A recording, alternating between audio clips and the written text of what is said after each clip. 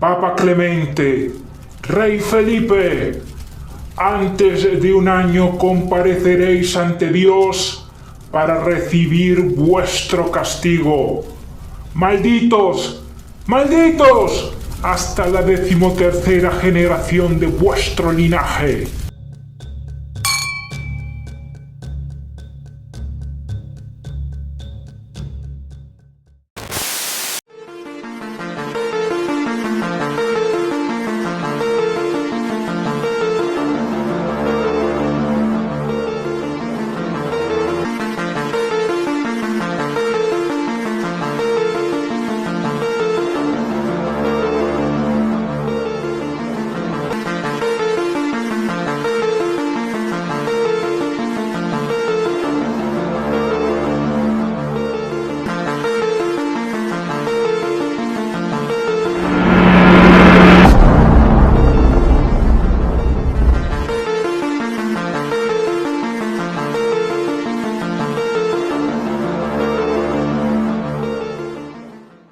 Saludos, bienvenidas, bienvenidos a este nuevo episodio de su podcast de Umbral X, el podcast de Umbral X. Vamos a estar con todas y todos ustedes en esta nueva oportunidad, el amigo Nelio de Abreu y Francisco Figuera. Bien, hoy, bueno, como ya les habíamos adelantado un poco esta semana, vamos a tratar el tema de la maldición de los templarios. Este tema que es emocionante porque tiene bastante tela que cortar, ¿cierto? Demasiada tela que cortar, que hasta quedé sorprendido con todo lo que hay. Hay bastante de misterio, pero bastante de intriga en un relato que pues se hizo famoso por la forma en que fueron eliminados prácticamente los templarios luego de 200 años de actividad. Y por las mismas... Y por la misma gente que los crearon, porque ellos los crean y luego como no les fue funcional o no dieron continuidad al motivo por el cual los crearon. Exacto. Esa misma gente los quiso aniquilar y los aniquiló, aunque yo creo que por ahí todavía debe haber algunos templarios disfrazados de otra forma o vestidos de otra forma, que ya no se llamen templarios, sino que se llamen élites o se llamen cualquier otra forma, pero bueno, que siguen entre nosotros. Exactamente, las leyendas dan para eso. Es decir, hay gente que todavía piensa, así como Nelio, que los templarios aún subsisten muchos siglos después. Pero fíjense que para hablar de este tema hay que remontarse a casi 1000 años atrás. Era más o menos 1118. Finales de 1118 e inicio de 1119. Sí, ¿cuándo surge esta orden? Recuerden que, bueno, era la época en la que las primeras cruzadas se habían desarrollado, la primera gran cruzada, que fue, digamos, una avanzada que hubo desde Occidente para recuperar las tierras santas que estaban en esa época en manos de musulmanes. Entonces, muchas personas incluso de baja estirpe, pues se armaron y fueron a caballo hasta Tierra Santa, y una vez que lograron la reconquista de esos territorios, pues volvieron e hicieron fortuna. Fueron nombrados caballeros y subieron pues de estatus. Claro, porque ellos cuando comenzaron también era porque ellos lo que hacían era proteger, el cubrir a la gente de llevar su fortuna o los negocios, la mercancía de un territorio a otro, y esta gente era como protegerlos para que nadie los robara en esa ruta que ellos transitaban. Pero digamos que ese fue el trabajo de los templarios, pero antes del surgimiento de los templarios, cuando terminan las cruzadas, pues estos caballeros llegan ya con estas aventuras y estos triunfos, llegan a Europa y bueno, son considerados héroes. Entre tantos de ellos, pues hubo un grupo que logró el favor de la iglesia, incluso logró reunirse con los personajes más importantes de la época, algunos, digamos, delegados del Papa, el propio rey de la época, y bueno, son recibidos con honores y se les encargan algunas tareas importantes. Entre esas tareas, Nelio, logré ver algunos místicos, algunos esotéricos insisten en que los templarios se hacen importantes porque se les encarga una misión, la misión de conseguir en Tierra Santa el Arca de la Alianza. ¿Recuerdas aquella arca que fue creada en la época de Moisés, de su hermano Aarón, que era para guardar las tablas de Moisés, de los mandamientos y otros elementos que eran importantes para el pueblo hebreo? Que allí también se supone que dentro de esa arca de la alianza se supone que debería de estar lo que llaman el Santo Grial. Exacto. Fíjense que considerando que el Santo Grial fuese una copa, ¿no? Que es la legendaria copa del Santo Grial, aunque bueno... Yo tengo otra teoría, pero sí, son teorías. Sí, hay gente que indica que el Santo Grial es otra cosa, pero esa copa mística, antigua y muy famosa, se suponía que estaba entre esos tesoros. Sí, esas reliquias en el interior de la alianza, o sea, la copa de Cristo y todo este tipo de cosas. O acompañaban al arca de la alianza, etc.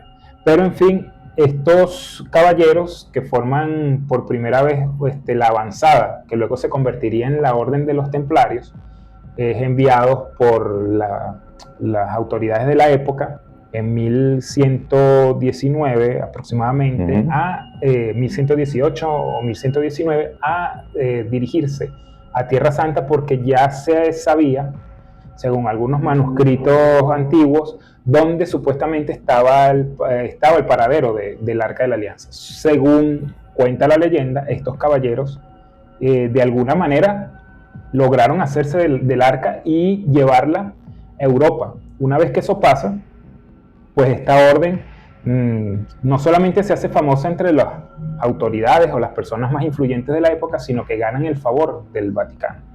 O sea, la iglesia los apadrina, y es allí donde los templarios, la Orden del Temple o los cruzados, estos cruzados, empiezan a adquirir pues fama, fortuna, reconocimiento, como nunca antes. Claro, porque ya cuando ellos se convierten en los templarios, era porque ya la iglesia como tal ya estaba creando como su batallón militar. Exacto. Su protector, quien los iba a defender ante cualquier circunstancia, delante de los reyes, de todo. Estos prácticamente eran los soldados de la fe. Los soldados de la iglesia. Porque más allá de la fe, era de la iglesia, claro, quien mandaba en ese momento en la iglesia. Y como siempre ha sido, el papa, el papado. Exactamente. Entonces, entre estos señores que van a Palestina o a Jerusalén y recuperan el arca, está Hugo de Payns. A él y a otros 8 personajes pues se les adjudica la creación de la Orden del Temple. Esta Orden del Temple, pues como les decíamos, va adquiriendo con el paso de los años mucha relevancia, porque no solamente eran los soldados de la fe, el brazo armado de la iglesia, sino que pasan a convertirse prácticamente en pues un banco. Prácticamente eran los apoderados de todo, los que resguardaban las riquezas de un sitio a otro. Incluso está la importancia que revisten incluso para los tiempos actuales, que son los creadores de las letras de cambio. ¿A qué nos referimos? Bueno, que en aquella época cualquier persona que tuviese riquezas en Francia, por ejemplo, y tenía que viajar hacia Tierra Santa, imagínense esa distancia desde Europa hasta Asia, pues antes de los templarios lo que le quedaba era cargar su riqueza encima y encontrarse a merced de pillos, de ladrones que lo robaran por el camino. Y para evitar esto, entonces los templarios se inventan las letras de cambio. Esto lo que permitía era que una persona que estuviera en Francia pues depositaba sus riquezas en el templo, en la torre del templo, que era como un banco. Que era como una especie de banco. Se le giraba un papel membretado y codificado, que ellos luego, al llegar a Jerusalén, lo podían cambiar por la misma cantidad de riqueza que depositaron en Francia. O sea, una transferencia prácticamente financiera como las conocemos hoy. Ellos fueron en los años 1119, en esos años, primeros años digamos, de la Edad Media, ese mecanismo de transferencia financiera lo inventaron ellos. Y fíjense que hasta hoy, bueno, eso es posible hacerlo, ¿no? Sigue existiendo de otra forma, pero sigue existiendo. Exactamente. Entonces ellos con este tipo de mecanismos llegan a acumular tal riqueza.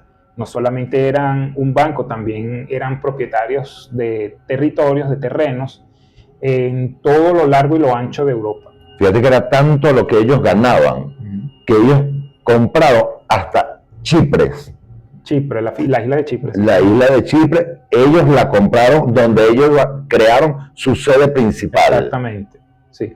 Ellos logran comprar esa isla, se establecen en ella y bueno, desde ahí comandan, imagínense, todo lo que era prácticamente esa orden, ese mecanismo financiero de defensa de la fe desde esa isla en el Mediterráneo. Entonces, lo que llama la atención de la Orden del Temple es que en tan solo 200 años ellos lograron un tal poder que incluso, bueno, hay místicos que dicen que era imposible que con toda la riqueza que ellos acumularon en esos años pudieran haber hecho las obras que hicieron. Una de las que les adjudican, por ejemplo, es la creación de los templos religiosos, específicamente las catedrales góticas. Estas catedrales hermosísimas que vinieron a romper el patrón arquitectónico románico, que era era el más extendido pues, en Europa, creando bueno, más de 1,5 de iglesias de este tipo, que por su arquitectura, por su grandeza, por su colosalidad, se pudiera decir que no había cómo financiarlos. O sea, era casi imposible pensar que en una Europa tan quebrada, tan oscura y tan retrógrada en el pensamiento, pues se pudiera crear tales maravillas. Ustedes no sé si saben de las iglesias góticas que tienen esos vitrales hermosos y esos acabados estéticos tan increíbles, impresionantes, y esas alturas. Algunos de ellos se crearon en solo 25 años, otras tardaron hasta 100 años en ser como la de Notre Dame construidas. Entonces, esto a la luz del conocimiento actual, se pudiera decir que era impensable, era imposible. O sea, no se sabe de dónde sacaron los recursos económicos para construir tantas iglesias de este tipo. Yo creo que también a medida que ellos iban avanzando y apoderándose de las tierras, iban quedándose con todas esas fortunas que sacaban de esas tierras. Porque en aquel entonces no había dinero como tal, sino lo que había eran minerales que valían. Claro, el oro. El oro. Otras piedras preciosas quizás. Claro, entonces su forma de pagarlo era con oro. Exacto. De hecho, casi todo lo que está dentro de esa arca de la alianza es de oro. Exacto. Pero fíjate que eso que tú estás diciendo lleva a algunos a especular que, bueno, los templarios tenían que haber conocido otras formas de generar ingresos, generar riquezas, porque dicen que en una Europa donde la plata, el metal, el mineral de la plata, no el dinero, sino el mineral como tal, no existía en las cantidades que generaron riqueza, por ejemplo, en España después del descubrimiento de América, o lo que se conoce como descubrimiento de América, que eso fue incluso 100 y tantos años después de que los templarios dejaron de existir. Entonces, nadie se explica cómo en Europa pululó la plata de manos de los templarios. Entonces, eso ha llevado a mucha gente a especular que, bueno, que los templarios conocían algunas rutas ¿dónde conseguirlo? Exacto, ¿dónde consiguieron ese metal? Se supone que ese metal se extraía de Alemania y de Siberia, en lo que hoy es Rusia. Pero lamentablemente no era suficiente el material como para justificar la construcción de las catedrales ni de todo lo que les permitió a los templarios crecer como la orden más poderosa del medioevo, ¿no? Entonces, ¿qué es lo que dicen algunos? Que incluso los templarios descubrieron en alguna ocasión una ruta hacia el continente americano y tuvieron contacto con civilizaciones precolombinas que le permitieron el acceso a este material. Como sabrán, se conoce que la mayor cantidad de plata que existía en el mundo, por lo menos en el mundo hispano, en España propiamente, que fue digamos la tierra que conquistó, el país que conquistó América, venía del Potosí, en Bolivia, o de Zacatecas, que es una localidad mexicana. De allí era que los españoles extraían la mayor cantidad de plata. Pero imagínense, eso fue en 1492, ya la orden de los templarios ya no existía. Ya no existía eso. Y entonces dicen que los templarios ya antes del descubrimiento de América tenían acceso a muchísima cantidad de plata y que con eso financiaron, eso es lo que dicen las leyendas, los mitos, que ellos financiaron porque tenían contacto con estas culturas precolombinas que les permitieron el acceso a la plata, y por eso es que ellos contaban con tantos recursos. Y con el apoyo de la iglesia y de los reyes. Exactamente. De hecho, lo que hace que luego de sus 200 años de mandato, porque ya ellos tenían el gran poder de todo, ellos eran como el banco central del mundo. Sí, señor. Entonces, ellos, al tener tanto dinero, tanto poder, la iglesia no le gustó. Claro. Que ellos tuvieran tanto poder, y la iglesia, después de haberlos creado, utilizó la Inquisición, que fue creada mucho antes que los templarios, para luego exterminar a los templarios. La misma iglesia que creó a los templarios fue la misma iglesia que quiso quitarlos del medio, porque se estaba quedando con las fortunas, las riquezas que según ellos les pertenecía. Pero eso no les pertenecía a ninguna iglesia, eso les pertenecía a estos templarios, que eran quienes negociaban, quienes iban, quienes luchaban, quienes se enfrentaban a quien tuvieran que enfrentarse para conquistar toda esa riqueza. Exactamente. Sí, fíjense que, bueno, en este periplo de 200 años, entre 1118 y 1307, en que caen en desgracia, pues acumularon todo ese poder, toda esa riqueza, porque bueno, la iglesia no solamente los apadrinó, sino que contribuyó a quitarles, ¿cómo se dice? Exceptuarlos de, sí, no pagaban impuestos. De pago de impuestos, exceptuarlos de algunas prerrogativas que eran propias de las clases nobles incluso. O sea, a los ricos y poderosos de la época tenían una obligación con el Vaticano, pero esa obligación no se les pechaba a los templarios. Exacto. Entonces, cualquier otro imperio, cualquier otro reinado o cualquier otra cosa que hubiera en ese momento, tenían que dar un porcentaje de sus ganancias, como todavía sigue siendo hoy en día. Tenían que darle al Estado o al reinado una cierta cantidad de dinero por cada cantidad que ellos obtuvieran. Pero fíjate que esto que estás diciendo, esa cantidad de impuestos que pagaban estas personas a los reyes, también se les permitió cobrarlos a los templarios. Los templarios podían cobrar impuestos. Exacto, ellos sí podían cobrar los impuestos, pero ellos como templarios no pagaban nada. Entonces, por supuesto, ellos fueron acumulando riqueza, fueron apalancados, les fue permitidas muchas cosas que no se les permitía a las clases nobles. Claro, es que ellos estaban apadrinados por la iglesia, y la iglesia nunca había pagado impuestos. Sí, señor. Entonces, bueno, una vez que se consolidan como la orden poderosa que fueron, pues en algún momento caen en desgracia, porque estos templarios, aparte de que cobraban impuestos, también prestaban, eran prestamistas, y en muchas ocasiones financiaron a muchas casas reales, a muchas monarquías, para que construyeran cosas, para que pues se sostuvieran entre lujos y abundancia. Y por supuesto que estas monarquías o estas casas nobles, estos potentados, pues llegaron a acumular enormes deudas con los templarios. Entonces, ¿qué pasa? En 1307, cuando la corona francesa se encuentra hasta el cuello con tanta deuda impagable, años de préstamos digamos, de pagarés y todo este tipo de cosas que no habían logrado devolver a los templarios, pues al rey Felipe IV, en esa época era el rey hermoso, lo llamaban. El Felipe el Hermoso. Felipe el Hermoso. Él pues consulta a sus asesores, a sus expertos, y estos le dicen que la única solución es acabar con la Orden del Temple. Es decir, como no tenemos para pagarle al acreedor, hay que acabar con el acreedor.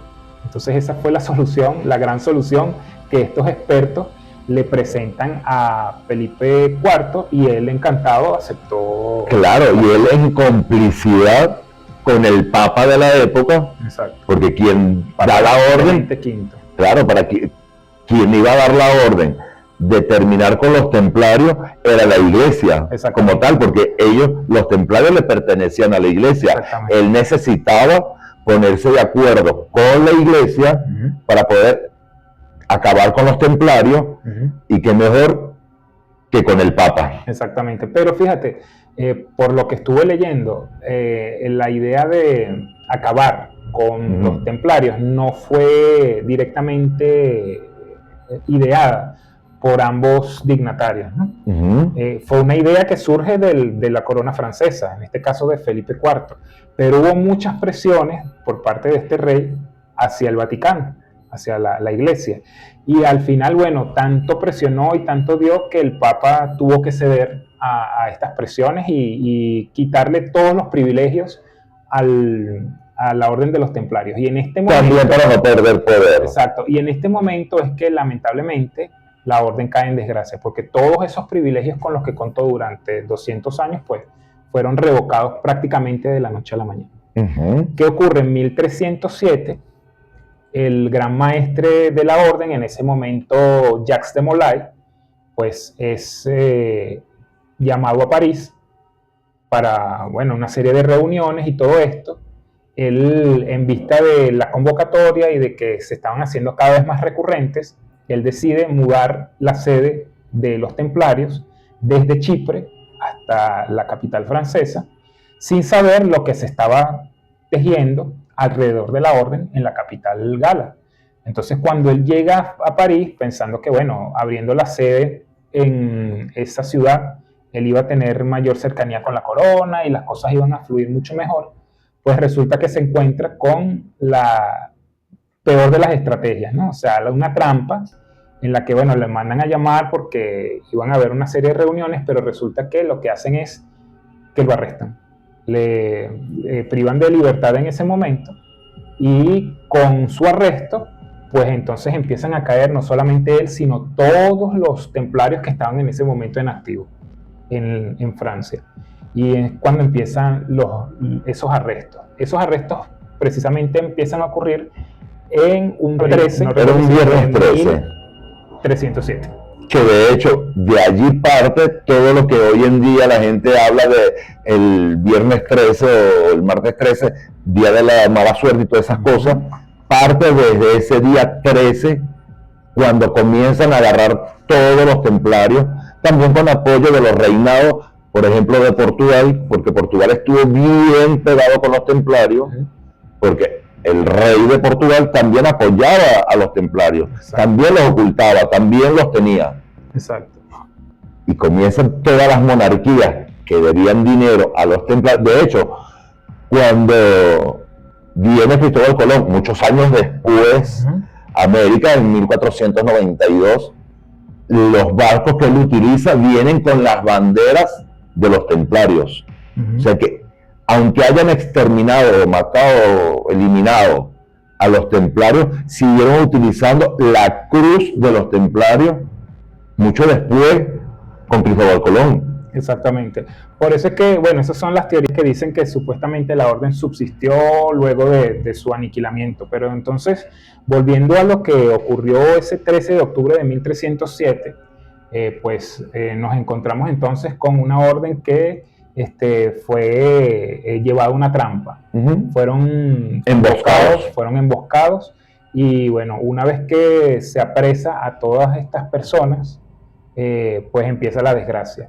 Creo que algo así como 8 años duró arrestado Jacques de Molay en París, a la espera de que, bueno, se De su dictaminara condena. su condena. Pero esos 7 años u 8 años que duró el preso fue el tiempo en el que torturaron a los templarios, les quitaron riquezas a cada uno de ellos, porque bueno, muchos de ellos tenían propiedades, tenían casas, castillos, tierras, todo eso fue despojado, pasó a manos de la corona francesa.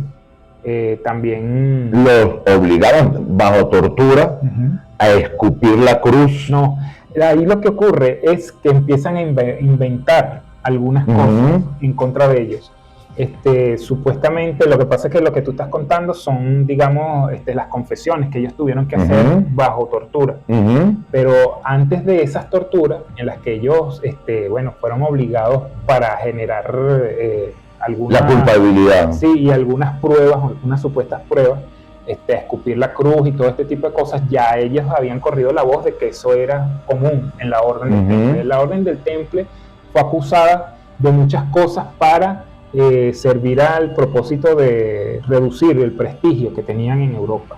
Por ejemplo, se decía que ellos practicaban rituales satánicos. Que eran herejes. Eran herejes, que escupían la cruz, que practicaban sodomía, y que todo esto era en rituales secretos y que había como una especie de voto de secreto, que todas estas cosas no debían salir del entorno de los templarios porque, bueno, de cualquier otra manera, pues habría servido para... El secretismo. Sí, y habría servido para que estos fuesen rechazados desde un principio. Entonces, bueno, muchos rumores corrieron, pero fue toda una estrategia de propaganda para que el mismo pueblo lo repudiara. Exacto, para que todos lo repudiaran y pues permitir así a las autoridades actuar de manera más contundente contra la orden. Sin que nadie estuviera en contra. Exactamente. Si yo te desprestigio y me gano la popularidad de los que tengo alrededor, ese desprestigio gana posición dentro de esa gente y cualquier cosa que yo vaya a hacer en contra de ti, esta gente ya la tengo de mi lado. Exactamente. Entonces la iglesia se aprovechó de desprestigiarlos cuando llega esto. Llega no, porque fue creado antes de que los templarios, la Inquisición. Entonces era como, ¿con qué puedo yo exterminar a los templarios? Pues agarro la herramienta que ya yo tengo previa, que es la Inquisición, o lo que muchos llaman la Santa Inquisición. El Santo Oficio. Y entonces voy a culparlos de herejes, de hacer las cuestiones de sodomía, todo el desprestigio que querían hacerlo. Exacto. Y entonces utilizan todo esto, y en aquella época el castigo era quemarlos en una hoguera. Todo el que practicaba cosas que estuvieran fuera de la creencia de la iglesia era castigado en la hoguera. Exactamente. Aunque fíjate, te puedo decir que muchos de estos templarios que fueron torturados murieron en los actos de tortura. Claro. Ni siquiera fue que digamos, les sentenciaron o les dictaron sentencia, sino que en los mismos eventos de tortura, pues lamentablemente fallecían a cambio de haber sido sus huesos... Pero es que dentro de esto de la Inquisición, claro, porque dentro de la Inquisición ellos utilizaban unas máquinas maquiavélicamente inventadas de tortura. Métodos de tortura que, bueno, lesionaban sus músculos, sus articulaciones. Ellos se crearon unas máquinas donde los estiraban, como con unas cadenas, hasta desmembrarlos. Había otras torturas que ellos tenían como una caja donde ellos los colocaban con espadas dentro, y al cerrarla, pues todo el mundo se imagina lo que pasaba allá adentro. Creo que llaman la doncella de hierro. No recuerdo el nombre. Otros los colocaban dentro de las mismas armaduras, la herradura de los soldados, y los acercaban al fuego para que ellos se quemaran, pues ardieran dentro de eso. Dentro de una paila, una olla. Exacto, se quemaban dentro de todo eso. O sea, eran múltiples máquinas que ellos se inventaron. Y por supuesto, para todas torturar. estas máquinas, bueno, en algunos casos, pues ayudaban a darles muerte a las personas, incluso antes de que las sentenciaran, de que les dictaran sentencia. Entonces, hay que tener en cuenta que todas estas torturas no ocurrieron en un solo mes. Esos fueron años en que se fue gestando el exterminio de la Orden del Temple. Fueron aproximadamente 7 u 8 años que duró Jacques de Molay, el gran maestre de la Orden, arrestado, mientras el Papa terminaba de decidir cuál iba a ser el destino del gran maestre y de la Orden en sí. Una vez que el Papa consolida la estratagema del rey Felipe el Hermoso, entonces es cuando definitivamente la monarquía lleva a Jacques de Molay a una pira para, matarlo en la hoguera frente a la Catedral de Notre Dame. Detrás de la catedral. Fue donde crearon esa hoguera para exterminar, para quemarlo en vida, y allí él suelta una maldición. Que es la maldición que nos trae hoy este programa, porque fue bastante interesante lo que él dictamina. En ese momento, antes de fallecer, grita, pues, ante todos los que están viendo ese espectáculo macabro, que bueno, en el plazo de un año, antes de que se terminara ese año de 1314, que fue en el momento en que él lo asesinan en la hoguera, que antes de que terminara ese año, pues tanto el Papa Clemente como el rey Felipe y todos los que estuvieron involucrados. Y hasta la 13ª generación de ellos. Exacto, de ambos, tanto del Papa como del rey, pues debían morir. Y me gustaría leerles un poco, porque es bien contundente lo que señala acá el gran maestre, el último gran maestre del Temple, ¿no? Dice, una vez que está en la hoguera y que, bueno, está a punto de morir, ¿no? Lanza aquella célebre maldición que dice: Clemente, Papa, juez inicuo y cruel verdugo, te emplazo a que comparezcas dentro de 40 días ante el tribunal de Dios. Luego viene y dice sobre el rey Felipe: Felipe, rey de Francia, escúchame, no terminarás el año que acaba de empezar, y la maldición divina caerá sobre ti y todos tus cómplices, así como se destruirá tu posteridad. Aquello que mencionabas de que supuestamente hasta la 13ª generación. Es que eso fue, él terminó su relato, su maldición, diciendo eso, que era hasta la 13ª generación. Exactamente. Y bueno, así murió entre las llamas el último gran maestre del Temple. Y lo increíble y lo que, bueno, ha dado lugar a tanta mitificación de este hecho es que, bueno, no pasaron ni 40 días, exactamente 38 días cuando se empiezan a suceder los fallecimientos, ¿no? Cuando cae el Papa. Exacto. El primero en caer, exactamente, es Clemente V, quien, bueno, fallece exactamente a los 38 días, víctima de una dolencia extraña. Y le sucede a su muerte, pues, el cisma católico. El cisma católico fue un evento en el que parece que la iglesia se dividió en dos bandos.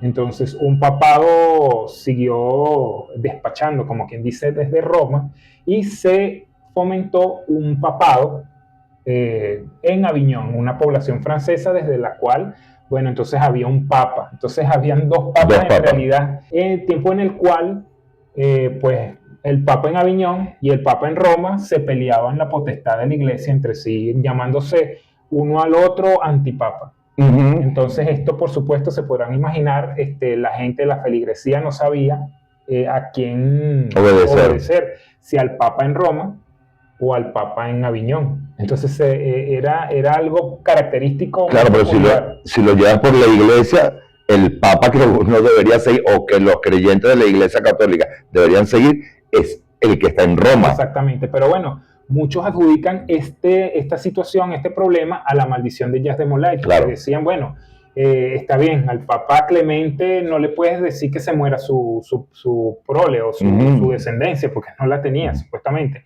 Pero lo que se generó tras la muerte del Papa fue todo un cataclismo dentro de la Iglesia Católica. Entonces se separan estos dos bandos, uno despachando en Aviñón, otro en Roma, y bueno, se podrán imaginar la crisis que sobrevino a eso, ¿no?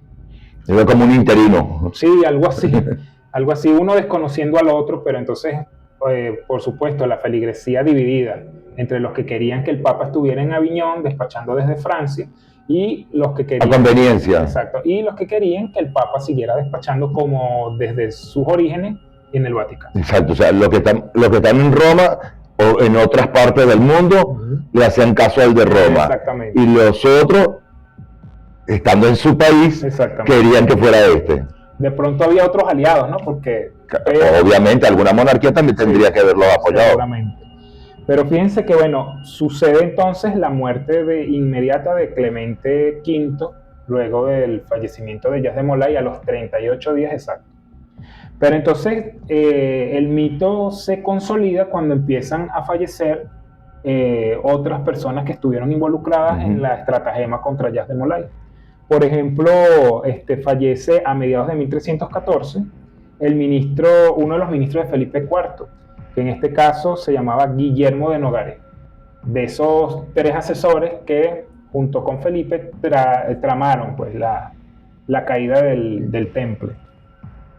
El 29 de noviembre de 1314, es decir, antes de que se terminara ese año, fallece en Fontainebleau el propio rey Felipe IV. Fallece el rey y por supuesto, empiezan a pasarle cosas a su prole, pero incluso antes de que el primer descendiente de Felipe IV falleciera, pues Guillermo de Plassans, que de hecho era el abogado de Felipe IV, que contribuyó a que el papado le diera la espalda a la Orden del Temple, fallece víctima de una dolencia, ¿no? De una enfermedad. En 1315, unos meses después, no el mismo año, pero tiempo después, fallece el que era el primer ministro de Felipe IV y además superintendente de Hacienda. El que manejaba el dinerito. El que le quitó la platica a los templarios, pues de la Orden del Temple, que se llamaba Enguerrando de Marigny. Este sujeto pues fallece y bueno, con él se cierra el ciclo de los 3 personas que más cercanos estuvieron al rey y que estuvieron involucrados en el deceso. Pero no conforme con eso, un hermano de Marigny, que de hecho era el arzobispo de Sens, una población francesa, pues también fallece, y la particularidad de esta muerte es que ese personaje contribuyó a la muerte bajo tortura de 54 templarios. O sea, no solamente eran los que estaban involucrados directamente con el deceso de Jas de Molay en la hoguera, sino que también a todos aquellos que le hicieron mal a los compañeros, ¿no? de la orden, que murieron bajo tortura. Entonces, para hablar de la situación que les sobreviene a la descendencia de Felipe IV, hay que recordar, lo que decíamos anteriormente, que bueno, era esta Casa de los Capetos, así se llamaba la casa real de la que surge Felipe IV el Hermoso. Empiezan a morir a los años, ¿no? En primer lugar, pues, todos los que vienen a continuación son hijos descendientes directos y por supuesto aspirantes pues al trono. Una vez que muere Felipe IV, el primero fue Luis X, que muere en 1316, es decir, 2 años después de la muerte de Jas de Molay. Luego Felipe V muere en 1322, el segundo hijo en la línea de sucesión pues de Felipe IV, y finalmente muere Carlos IV en 1328. Previamente a la muerte de este último, su hijo primogénito fallece fallece unos meses después de nacido. Creo que 7 u 8 meses de nacido. O sea que ni siquiera Carlos IV pudo dejar descendencia. Y así fallece, digamos, la línea de sucesión directa. Se iba terminando esa maldición. Con él. Pero hay que recordar lo que decíamos anteriormente, que con el fallecimiento de Luis IV y toda la línea de los Capetos luis abarca a Luis XVI en 1792 con la Revolución Francesa. Saben que Luis XVI, el rey de Francia en esa época, el rey junto con la famosa María Antonieta, pues son condenados a la guillotina, y en la guillotina pues termina la maldición de esa familia. Molay, con esa familia. Entonces, aquí la maldición agarró y cortó cabeza hasta la 13ª generación, como decía en un principio. Es decir, pues se cumplió. Sí, exactamente. Según la leyenda, se cumplió hasta allí. Con esto, se asienta la idea de que efectivamente Felipe fallece y se lleva con él a toda su descendencia, inclusive 300 años después, con el guillotinamiento del rey Luis XVI. Incluso hay una leyenda que dice que alguien durante la sentencia, ¿no?, a muerte de Luis XVI, una vez que la guillotina cae, pues grita ante la plaza, ante la audiencia, la gente que estaba allí, que bueno, que efectivamente se había cumplido o había sido vengado Jas de Molay. Que me parece perfecto. La manera en que falleció fue brutal. Entonces, bueno, esto ha dado pie a muchas cosas, ¿no? A muchos mitos. A muchos mitos. Y le llevas, bueno, ni te cuento todo esto. O sea, si la iglesia ha creado algo y la misma iglesia lo ha exterminado, allí hay mucha tela que cortar. Claro. Y hay muchas cosas donde, todo esto son teorías, esto yo no lo digo yo ni lo invento yo, son las teorías que vienen desde esa historia de cómo se crearon, para qué se crearon y cómo se crearon los templarios, porque de ser una gente humilde, exacto, que simplemente lo que hacía era ayudar a su pueblo a transitar con su mercancía de un pueblo al otro, luego se convierten casi en los dueños de toda Europa, sí, señor, completa. Sí, señor. Apoyado por todos los países de Europa. Y luego la misma iglesia, cuando se sintió atacada porque le estaban quitando lo que ellos consideraban que eran de ellos, la misma iglesia se agarra de algo que ya para ellos hasta ya ni siquiera tenía por qué utilizarlo, porque estaba antes de los templarios. Y vamos a rescatar esto para acabarlos claro, y seguir manteniendo toda esa fortuna, porque esa fortuna se la quedó de la iglesia. Claro, y la corona francesa también. O sea, todo se lo quedó de la iglesia. Entonces, allí es donde empiezan las cosas a darle vueltas a mi mente de toda la gente y las creencias, respetando la creencia de cada quien. Como yo soy fiel creyente que no creo en nada, entonces, esa gente, ¿por qué extermina, por qué acaba con alguien? O sea, ¿qué hay detrás de todo esto? ¿Qué hay detrás de los templarios? ¿Qué hay detrás de la iglesia? ¿Por qué si Dios o Jesús cuando vino al mundo, una de sus funciones era acabar con esa riqueza, que nos uniéramos y acabar religiones y acabar con todo esto? Sí, lo que menos ocurrió allí fue un acto de fe, un acto religioso, de creencia, de amor. Ahí lo que ocurrió fue un exterminio brutal por causa de que, bueno, la apetencia de riqueza o el no poder asumir un compromiso. Son teorías. Sí, sí. Bueno, históricamente dicen que eso fue una estrategia bien pensada para destruir a la orden, porque, bueno, las deudas de la corona francesa con la orden del Temple era, pues, abismal. No había manera de que pudieran pagarla. Entonces, lo que prefirieron fue acabar, pues, con el acreedor, como decíamos al principio. Ya no te debo, ya no existe, ya no te debo. Exacto, pero fíjense que lo interesante de la Orden del Temple es que, bueno, hay teorías, lo que decía Nelio muy al principio, hay teorías que indican que, bueno, que a lo mejor esa orden pudo haber subsistido. Yo sí lo creo.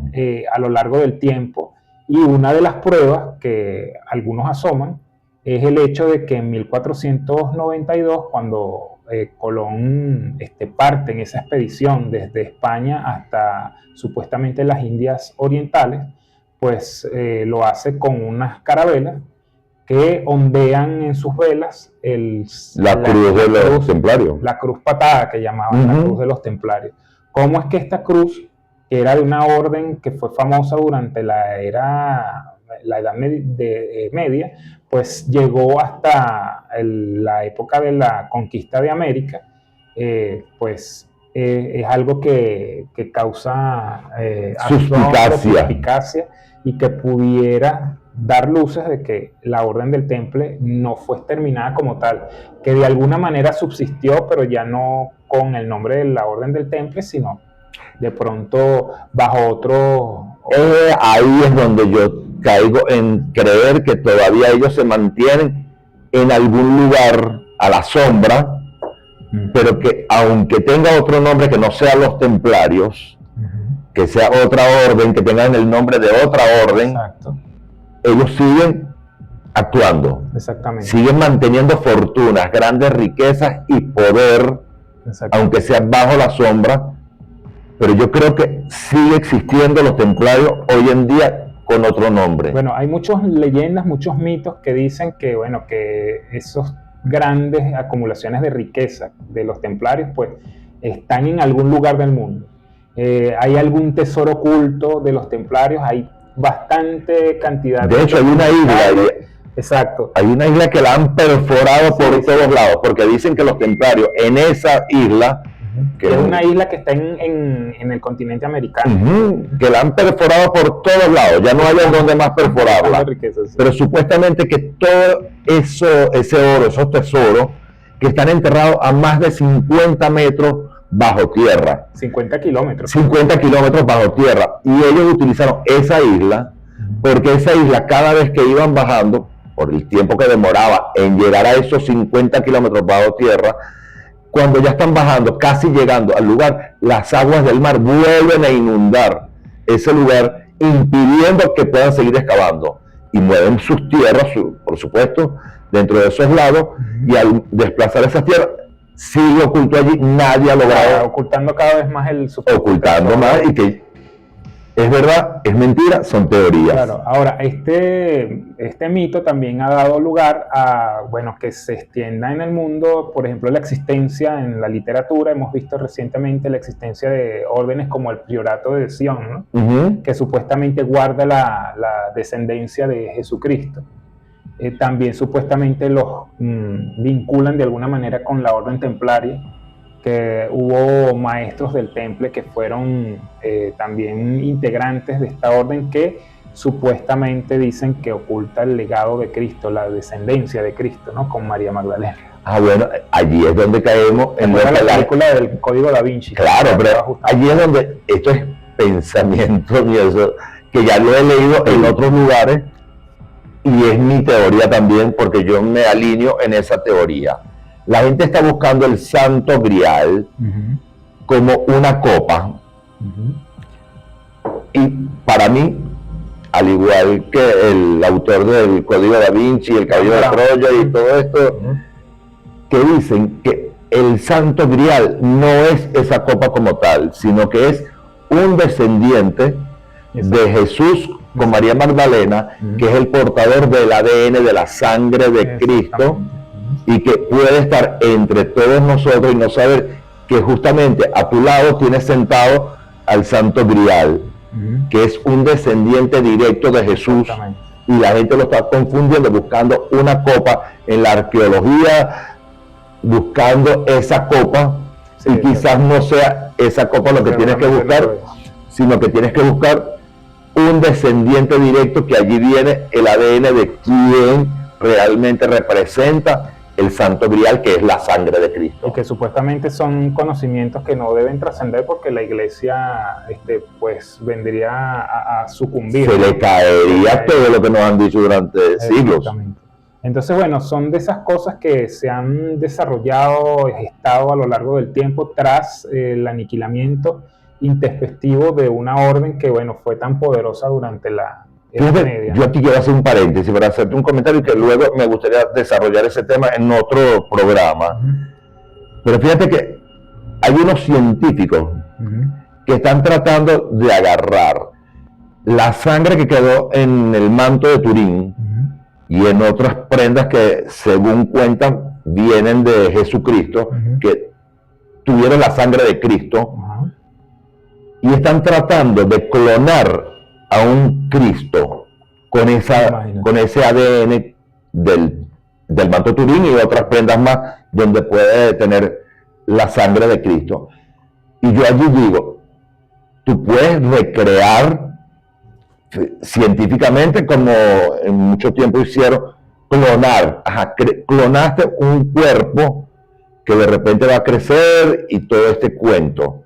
Pero va a ser como un cascarón vacío, porque en sí, Cristo no es ese ser, sino la energía que tenía Cristo adentro, ese magnetismo, el Hijo de Dios que no fue creado en un laboratorio, fue un ser que nació, creció, obedeciendo las leyes de Dios y no una clonación de un ADN en un laboratorio. Exacto. O sea, no fue como ahora lo quieren hacer, que lo están haciendo.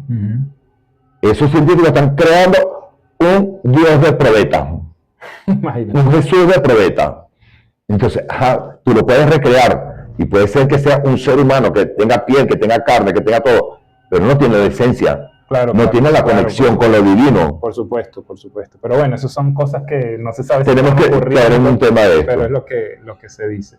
Pero fíjense entonces, hay muchas historias que cuentan pues que esa orden que fue aniquilada de manera tan abrupta, pues todavía sigue existiendo en la actualidad y que incluso pudiera ser la que todavía controla los destinos financieros del occidente o del mundo entero. Del mundo. Sí, porque estarían enquistados en instituciones que hoy en día todavía tienen... ¿Tú crees que queden templarios con otro nombre?